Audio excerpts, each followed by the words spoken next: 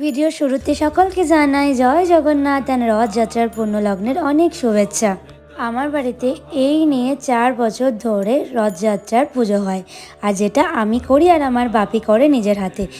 সকাল সকাল স্নান সেরে নিয়ে আমি বসে পড়েছিলাম পুজোর জোগাড়যন্ত্র করতে।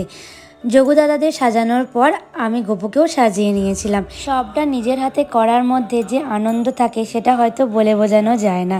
আর আমি প্রতিটা ওকেশানই ভীষণ সুন্দরভাবে পালন করতে পছন্দ করি।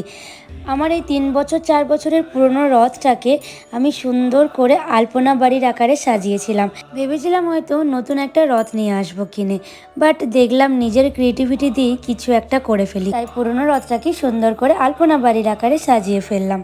সকাল থেকে উঠে প্রতিটা ভোগই আমার মা রান্না করে দিয়েছিল।